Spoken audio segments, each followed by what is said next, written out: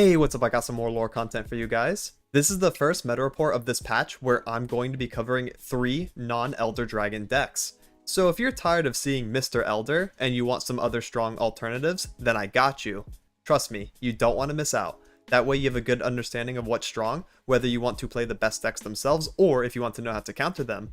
Let's see what these strong decks are, shall we? Welcome to Meta Report.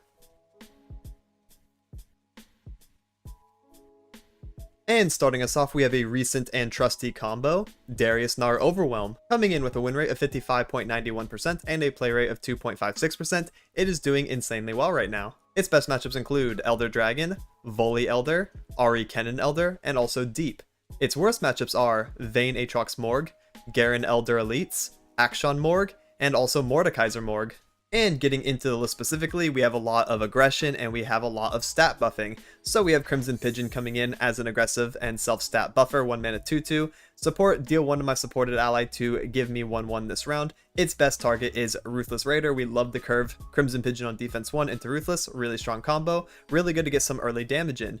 Speaking of early damage, we also have Legion Saboteur, 1/2/1 attack, deal 1, of course. Want the aggressive unit when we are playing a pretty aggressive deck. Triple Omen Hawk, because more than anything, we care about these +1/+1s. These stats on our Overwhelm units are absolutely insane, because we're going to be pumping extra damage and making it harder for the opponent to deal with our buffed HP on those units. And next we have a Three Sisters here. As a flexible card, we can get the freeze, we can get the buff, or we can get the entomb, depending on which one we need. 2 Ruthless Raider coming in, 2/3/1 Overwhelm Tough. Really good if we hit with Omen Hawk, really good if we hit with Pigeon. Very nice turn 2 unit.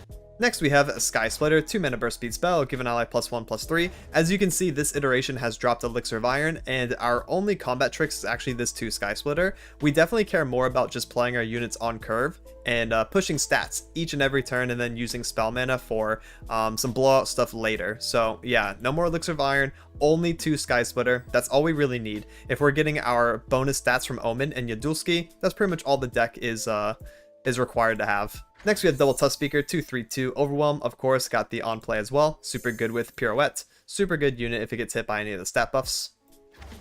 And then we have Yadulski Snowdog, 2/2/3 attack, grant the top 2 allies in your deck +1/+1, so the Omen Hawk effect. Really good if you're attacking on evens. Really good if you play Omen Hawk on defense 1 and then you top deck a buffed Yadulski. You just kind of like high rolled that game and you're going to be able to create and push a snowball effect if you get that combo. And next we have Iron Ballista, 3 mana 4/3 Overwhelm, obviously really good if he gets hit by the stat buffs as well. Double Pirouette, nice. We can get the Tough Speaker to plunder. The deal 1 stun's really good. You can deal 1 to face as well, which is really cute. Double Whirling Death for combat, love to see that. Gnar, get the Pokestick, get the Overwhelm. Also, if you do direct damage, which you should be able to do with your Overwhelm units, then you grant the enemy vulnerable. That way you can manipulate combat, get some more Overwhelm damage in, and have really strong open attacks later. Red Barb Razor Mace coming in with the Overwhelm and the Ichor, whittling down the opponent. This card's actually insane if he gets hit by 1 or 2 attack buffs. Like, it's just really annoying for the opponent to deal with, especially if you're on double Razor Mace. This card acts as like your 3rd champion, aside from your Gnar and your Darius. Razor Mace is a very reliable like play around. If you get 2 of them and either one or both of them are buffed by Omen / Yadulski, you're just in such a good spot. Because then the opponent has to like play out their stacked Ichors, or they're just taking like infinite damage. It's disgusting. Next we have Double Decisive Maneuver for one-shot turns. Basically remove the enemy from combat so the Overwhelm pushes direct damage while also giving +2 to everything. Super nice, just finisher card. Triple Sudian, 5/5/4 Overwhelm. When I'm summoned, grant the top 3 units in your deck +1/+1. If an ally has a different subtype than me, draw 1 of those units. Our targets are Crimson Pigeon Bird, Omen Hawk Bird, Yadulski Dog, Gnar Yordle, and that is it. Razor Mace does not count because he's a reptile, so is Sodian, so not Razor Mace, but any of the other subtypes are fantastic. And next we have the Double Darius, big Overwhelm dude. Level up, I see the enemy Nexus has half of its starting HP. It should, most of the time, unless we're really far behind, but Darius can clutch up and also push lots of direct damage later. And then 1 Battle Fury for cheese lethals. Basically, after the opponent determines block targets and then they use removal spells, you just put Battle Fury and something else for a +8 direct damage to the opponent's face. Basically what this translates to. So yeah, very nasty finisher. And that's it for the deck rundown. Now here's a live commentary game so you can see how it plays out. I'll be giving context while I'm playing certain cards, and hopefully it gives you a good feel on how to play the deck. And for the example game, we're going to be fighting Morgana Riven, which I'm pretty sure is like one of the bad matchups. We very much want to just dodge Morgana, as we saw from the matchup spread, but we'll try our best. We have stuns, which is really cool. We can deal with them. We have Whirling Combat, which is really nice too. So let's go ahead and keep Sabo, Tusk, Pirouette. We can probably keep Razor Mace. Seems fine. Ooh, Omen. I think Omen might actually be more worth than Sabo because they're probably going to play a 1-mana 2/1. I'd rather have the stats. I hope that was Yep, that's the guy.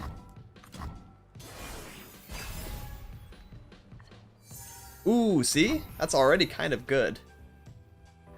I'm down to play him right now, too. 2-mana 4/3? That's insane. Especially since we can set up open with him, too. Or we can play Tusk Pirouette, which is really nice as well. Yeah, we got stunned. Okay. Yep, sounds good.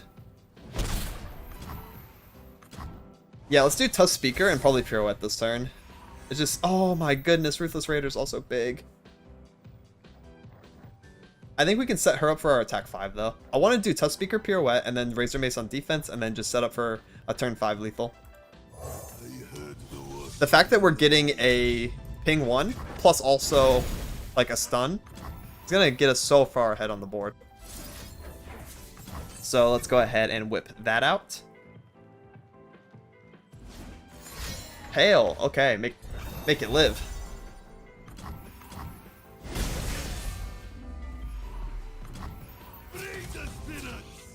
Go ahead and full send. We push 2 through this. No, 3 through that. That's a lot of damage. Then we can set up Razor Mace. Ooh, okay, 1. To serve the greater good. Okay, they only have 2 blade pieces. That's not a big deal. That is not a big deal at all. Nor did they have the mana to even level the ribbon. So yeah, we're just going to be setting up for like the best possible turn 5. Sodian. Oh, Sodian's pretty cool. I think it's probably better to play wide. So we have the Ruthless Raider, we have the Pigeon, we have the Sabo. And it's a full board too. And then we're going to go ahead and use Pigeon to suck Ruthless Raider because she has tough. And then just send everything. Like, look at this attack. This board is massive. It must be done. They go down to 3? Alright. That's pretty good. And we still have a bird on the board so that Sodian can draw us another card. Nice. Bonk, bonk. Bonk. Bonk, bonk. Down to 3 you go.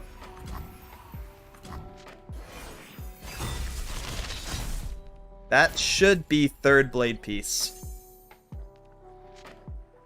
7. We don't have enough mana for Sodian and Whirling. Sag. Let's see what they do, though. Overwhelm. Yeah, you're gonna do everything on this guy.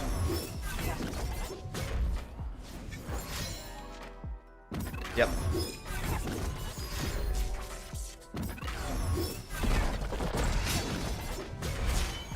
Ribbon level.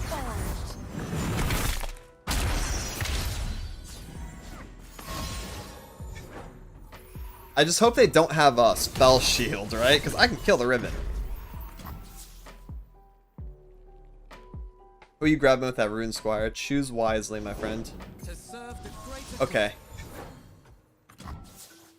Well, you know what? Now we have a guaranteed Whirling, so I will take this.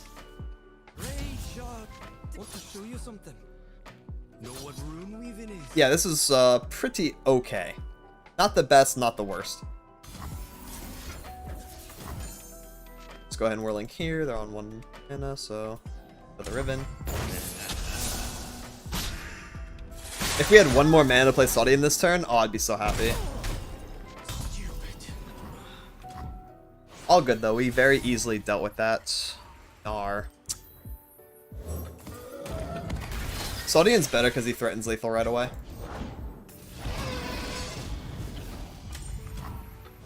Okay, he no longer does, but he threatens the Fire Spitter, so I think I'm going to take that.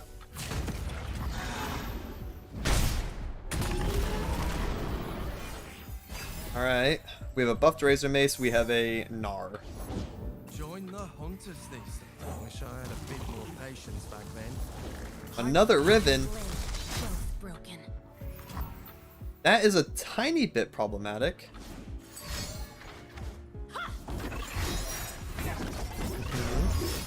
All the blade pieces again.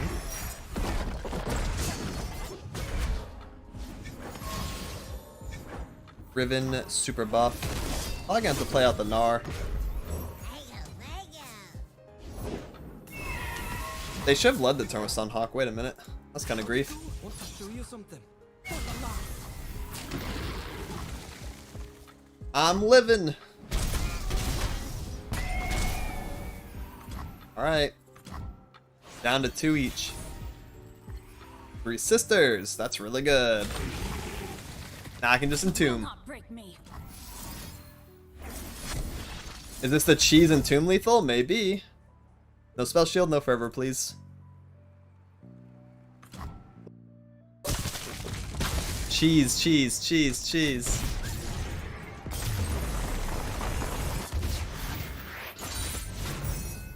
And for the next deck, we have a new face to meta report, Fizz, Yuumi, Freljord, coming in with a win rate of 55.26% and a play rate of 1.62%. It's a little bit more niche, but seems very strong. Its best matchups include Nasus Mord, Deep, Viego Elder Mord, and also Scion Mord. Its worst matchups are Championless Bandle Ionia, Karma Set, Ashe LeBlanc, and Kennen Ari Elder Dragon. So what this deck wants to do is set up elusives, put Yuumi on them, and then use like Sharesies and also Bone Club Sharesies to just cheese out like a whole bunch of damage, especially Fizz himself because he has innate protection with his stop all enemy spells and skills targeting him if you play a spell. So really, really cheesy, like big elusive deck. Yes, this is an elusive abuse deck. Yep. So that is what we're going to be doing here. We have double Elixir of Iron for protection for our elusive units and also for Fizz. Fizz is going to come in, and then whenever he's targeted by something, we can use a spell to get rid of everything targeting him, level him, and then he becomes like just a really big nuisance, especially if he's generating extra long toots, you know, really, really annoying card. If you're on multiple Fizz, you also get a rally mechanic. I don't know why, but yeah, that also happens. Next, we have double Omen Hawk to hopefully buff Fizz and our other elusives. Omen Hawk can also block elusives, so that's cool. Double Pie Toss. That way we can whittle down some things in the early game if we are fighting elusives as well. Like, let's say there's a Greenglade duo on the enemy board. Well, then we can use Pie Toss to get rid of it. So really, really good to try to take away the pesky elusive blockers that could get in our way. Next, we have double Pouty Poro. Pouty Poro is also a pretty good card to play around since he is an Overwhelm win con. We can put Yuumi on him, or we can buff him up with our other things as well, like our Bone Club, and then we can just play around that as if he's an elusive. Just another like really good unit to develop. Next, we have a couple 3 sisters. That way we have some flexibility. Battle Commando, another elusive unit that creates a spell shield unit. Another really good card to get down early and then start developing. Get some stats on her too. Double Inner Beast. Inner Beast is nice because we can get some extra stats on our dudes. Like the 2/2 goes a long way for our elusives. We can also do regen, I guess, if something is like injured. And we have deal 1 to everything, which is also super nice.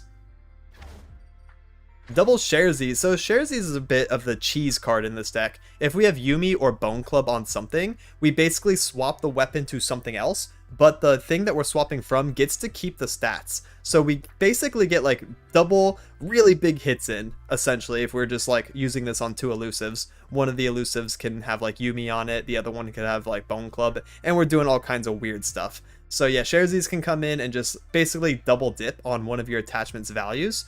Little side note, if you have Yuumi on something, you cannot do Bone Club on it. So she counts as like an equipment, so you can only have 1. So keep that in mind when using these Sharesies shenanigans across your units. Next, we have double Skipped King of the Reef, another really strong elusive, especially if he yoinks something that the opponent really needs to deal with your strategy, and then you can buff him, and then they're never going to get the card back. If you open multiple skips, then you're just ripping cards out of the opponent's hand left and right, buffing yours, and then just running them down, and there's nothing they can do about it.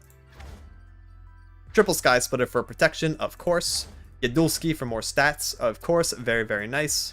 And next we have double Scholarly Pioneer, 3/2/3 Challenger. Really good at just dealing with enemy weapons, landmarks, turning off elusives, or slowing down the opponent's strategy. If they have Overwhelm and stuff, we can jump block or heal in case we're racing aggro burn or something.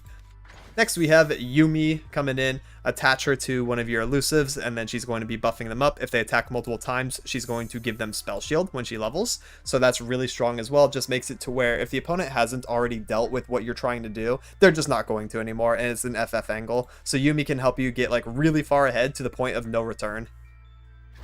Next we have double Bone Club. Put this on elusive for big cheesy damage. Triple Glacial Sodian to buff those and also give you an Overwhelm win con. You can just like put Bone Club on Sodian and then all of a sudden you have a really big like Darius essentially. So that can also come up. Same with Sherzy's target. Really, really good for that. And one Battle Fairy just like the last deck. We're just going to be giving +8 to something, whether it's an elusive, our Overwhelm unit, or if we're just pushing direct damage. And that's it for the deck rundown. Now here's a live commentary game so you can see how it plays out. And for the example game, we're going to be fighting Gnar Neeko. Very cool, very nice. We have Pie Toss for anything they play early. I know they play Omen early, so we can keep one Pie. I think I'm going to get rid of the Pioneer and the Elixir. Just keep one Pie as like an insurance policy. Alright, we have all of our spell protection. We just need a dude to play around. Ideally Fizz with this hand, but we're kind of fine with anything. Except for the Pioneer.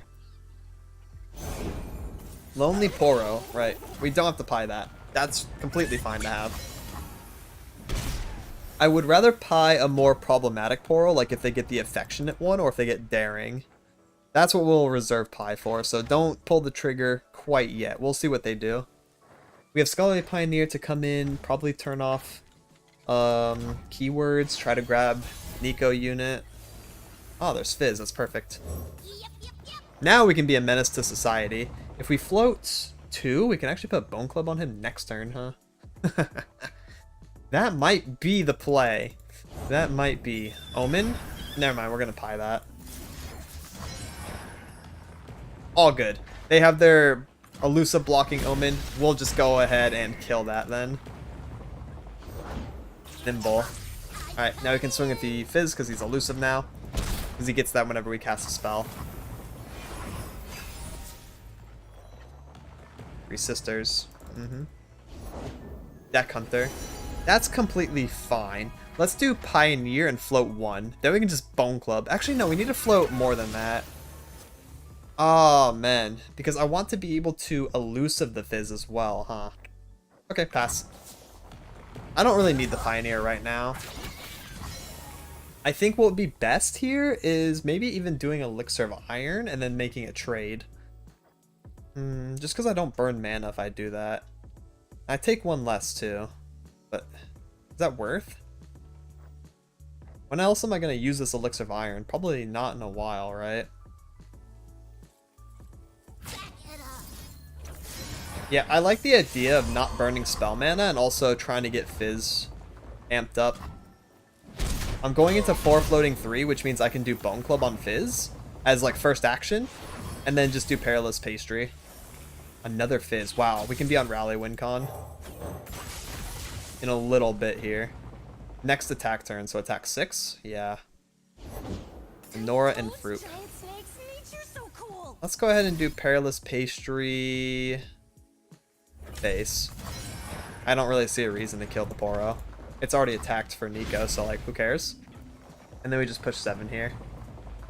7 unblockable damage. That seems kind of balanced, I think. Okay. 5 unblockable damage. My bad. If Neeko levels, she's also elusive.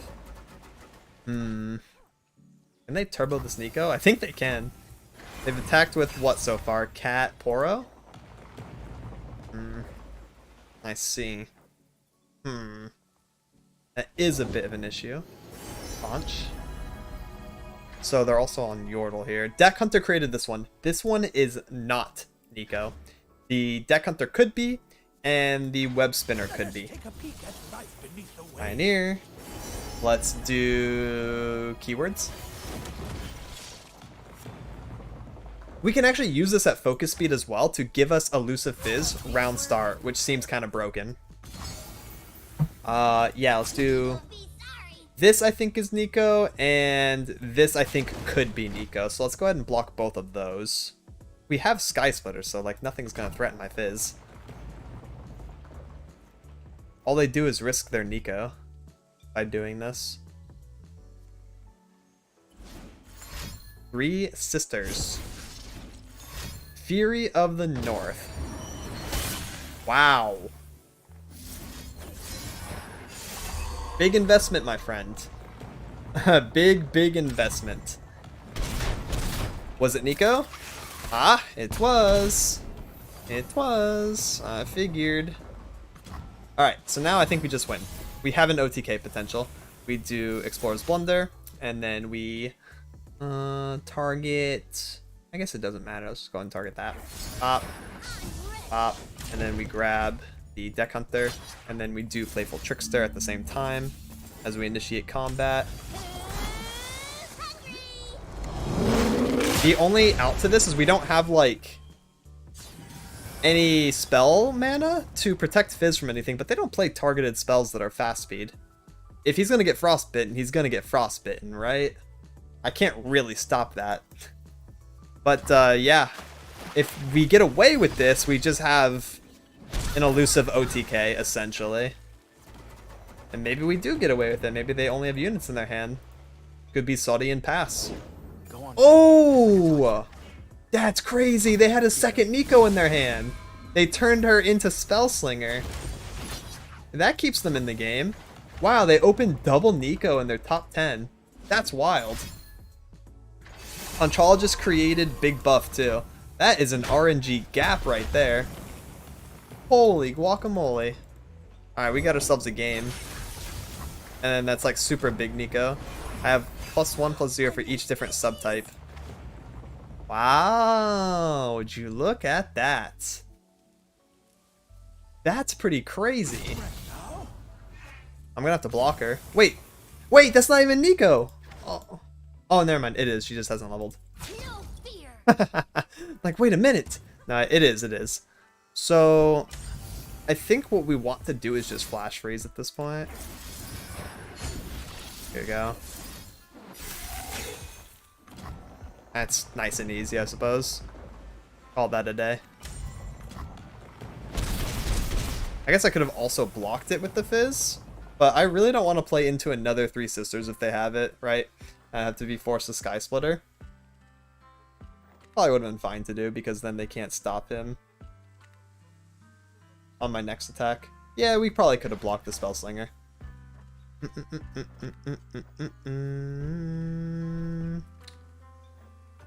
But for now, let's go ahead and pass. Hello, Nar. Oh, Nar.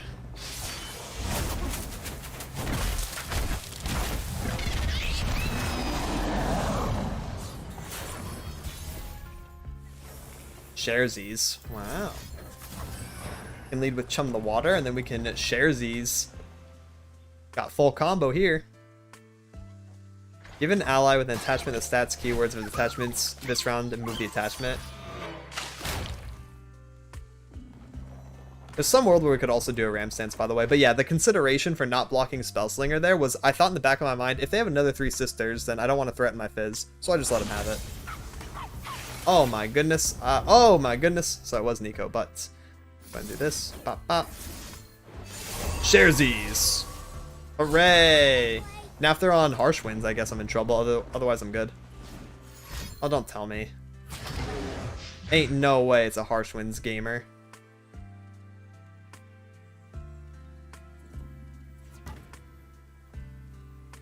There is simply no way you also have Harsh Winds. Okay, good. Oh, say, bro, their hand is already just not balanced. And the last deck I have for you is my personal favorite and also my main, Jhin Annie. Coming in with a win rate of 54.73% and a play rate of 1.77%, it is super solid. Its best matchups include Nasus Mordekaiser, Voli Elder, Karma Set Freljord, and also Elder without Voli.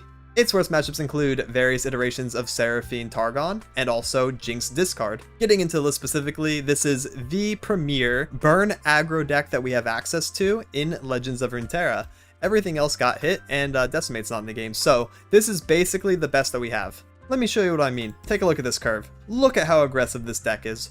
Mainly 1 through 4, and then we have a couple 6-cost cards, which is actually just like refilling our hand. That's Augmented Experimenter. So yeah, we are basically trying to end the game as quickly as possible. We have Triple Annie to help us do that. Attack skill, very nice. We are playing a lot of skills. That's actually where a ton of our damage is coming from.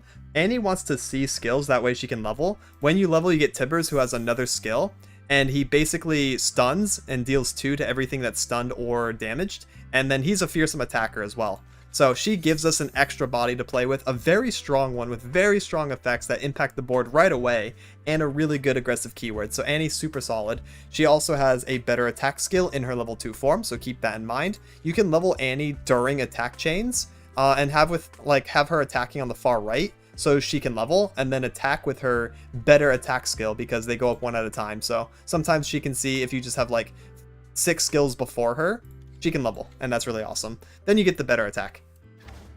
Triple Crackshot Corsair, 1 mana 1/1. When allies attack, deal 1 to the enemy nexus. We care a lot about the skill because Annie and Jhin want to see these skills pop off. That way you get more damage and you get closer to both of their level ups. But yeah, also just dealing 1 damage to the enemy nexus is super nice. Next we have Legion Saboteur, 1 mana 2/1. Attack, deal 1 to the enemy nexus. So she's in here for all the same reasons as Crackshot Corsair. We love the skill, we love the aggressive body, and we love doing direct damage.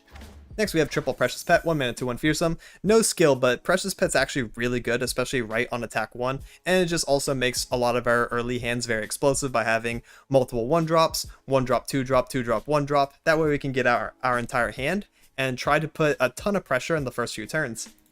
Next we have Triple Demolitionist, 2 mana 2/2 play, deal 1 to an ally to deal 2 to the enemy nexus. Very nice. This is going to be one of our finisher cards. We can use it in the mid game as well to proc Plunder for Pirouette, which can also come up. We can proc Donnie with this, we can proc Jhin with this, and then we have extra damage. Now we're getting into the stun side of things. We also want to use stuns, that way the opponent can't block us. We get like really strong aggressive turns by doing so. So we have 2 mana 2/3 Daybreak, play this card first in the turn, and then you stun the strongest enemy. Next we have Stagehand, who's also a stun. This one's targeted, don't have to Daybreak, but is ephemeral. Better to use on attack turns. Sometimes we have to use him on defense turn, but yeah, for the most part, we want to chain this with other stuns. That way we get very wide attacking boards while the opponent is full stunned. Next we have Tusk Speaker, 2/3/2. This is a skill that he plays, very nice, deal 1. And also, Overwhelm's a good aggressive keyword. Jhin and Andy want to see the skill, and he can proc Plunder for Pirouette. Mana Soul Student, aka Donnie, 3 mana 3/2. Each round the first time you play a fast spell, slow spell, or skill, I play Magic Embers, which is another skill that deals 1 directly to the enemy nexus. This can also proc Plunder. Really good, we're just basically doing a bunch of skills. We're just like skill spamming, so Donnie helps with that. Next we have Triple Fervor. This is one of our finisher cards. We use this to close out the game when the opponent gets super low. We can combine this with Donnie, and that'll be 4 damage. If Jhin has a Lotus Trap primed, we can actually do Noxian Fervor for 5, which is hilarious, because we'll do Fervor, +1 from Donnie, +1 from Lotus Trap. So that's really cool. Noxian Fervor comes in, very clutch. Pirouette, 3 mana, slow speed spell. Plunder I cost 2 less, so if we deal damage to the enemy nexus prior to using Pirouette, we can cast it for 1, which is broken, especially if we have multiple Pirouettes in our hand. We can just basically stun, stun, stun, and then the opponent can't play the game. So yeah, we're going to do ping 1 and stun. We can kill 1 HP units with it to prep for the attack turn, or we can ping face, and that's really cool too.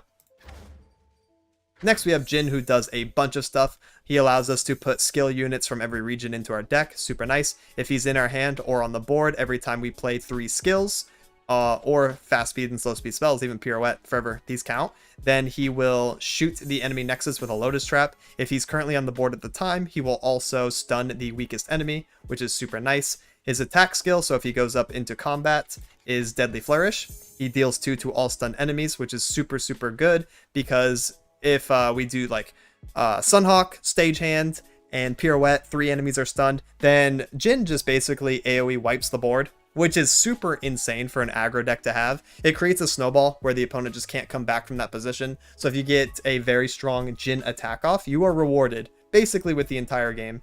He levels if you've played fast speed, slow speed, spells, and skills over the course of the game, and basically he gets quick attack and his attack call becomes curtain call instead of deadly flourish, where he will deal 4 to all stun enemies, but now he also deals 4 to the enemy nexus, casting Decimate on it during the attack call, and it's really broken. The only way to stop this is ride negation or deny. If Jhin dies, it does not fizzle. It will always deal 4, so as long as you get the attack call in, that's guaranteed 4 damage. Sometimes you'll probably get Lotus Trap on this as well, so that's like 5 damage because you are casting skills, so Lotus Trap's probably going to happen too. So Jhin, really good at closing out the game.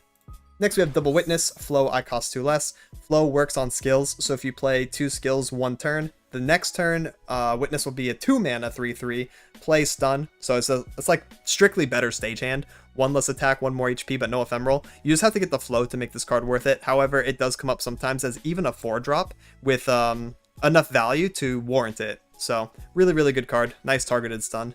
And then rounding us out, we have Experimenter, 6/3/3, play, discard your hand, draw 3. This is a skill, so we love that.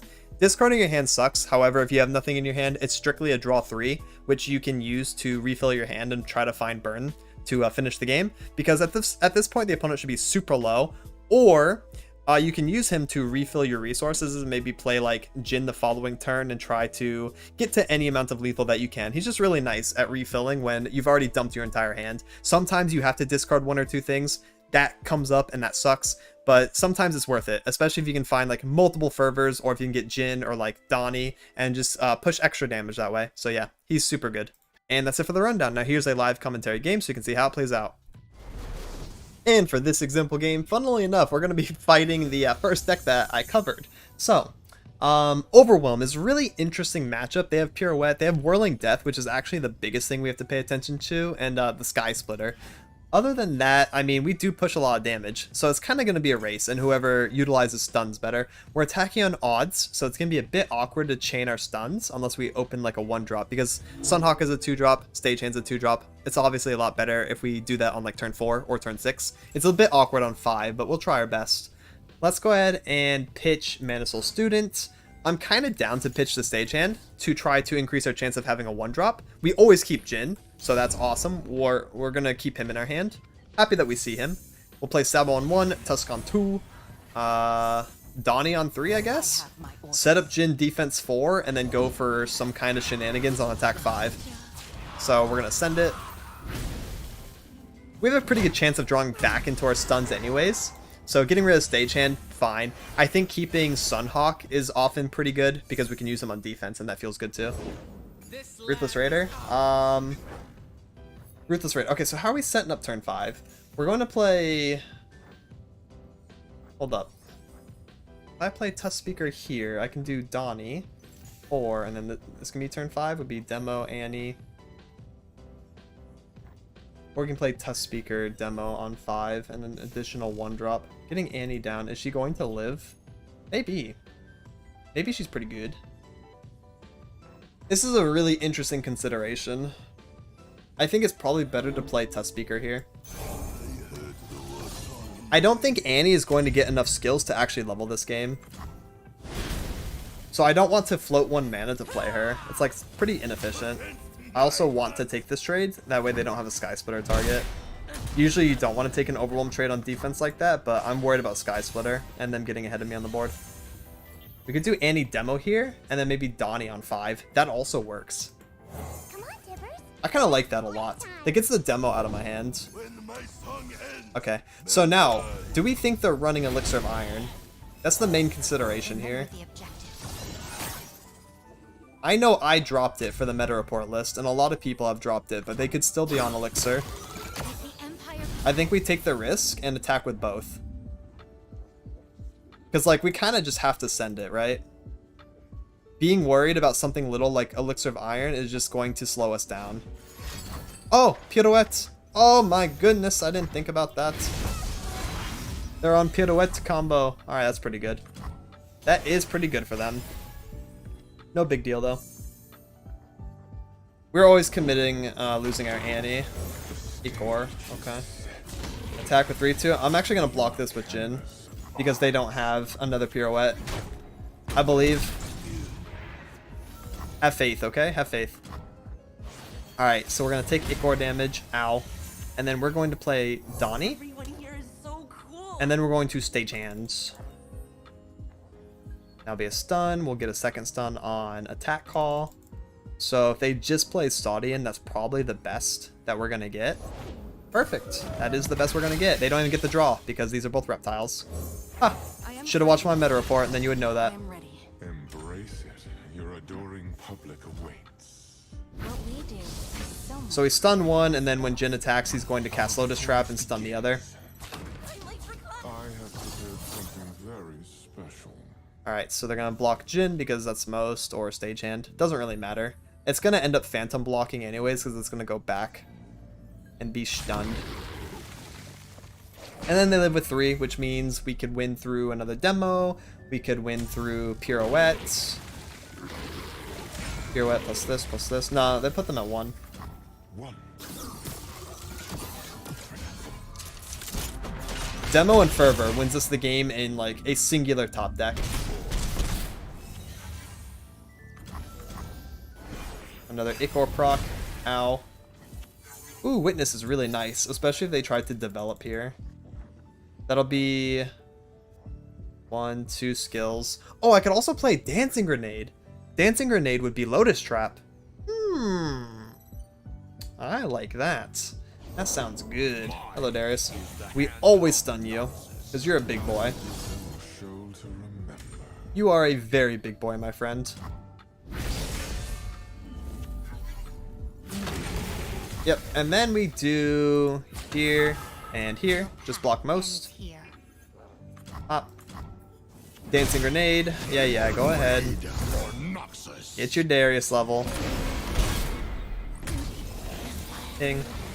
Alright, this level's Jhin, and then we win on open attack. Play our part. They would have to be a turbo weirdo and be on like double fervor to actually kill me next turn. I will allow for no. It's not happening. We win through skills. A little bit of a turbo Jhin. Had him leveled on what, 6? That's pretty good. Send it. I have prepared something very We have way more damage in our pocket as well. Second bounce to proc Lotus, demo, Mana Soul student coming in. Look at that. Boom, nice Jhin ulti. And that's it for this week's decks. Extra shout out to the patrons on screen. Much love and thank you for supporting. Also, this video is going up on Christmas Day, so Merry Christmas to those who celebrate and Happy Holidays to all. So yeah, to wrap things up, this week is full of non-Elder Dragon decks for you to try that have all been doing super well. Best of luck in the climb. This has been Meta Report. Thank you so much for watching and have a good one. Laters.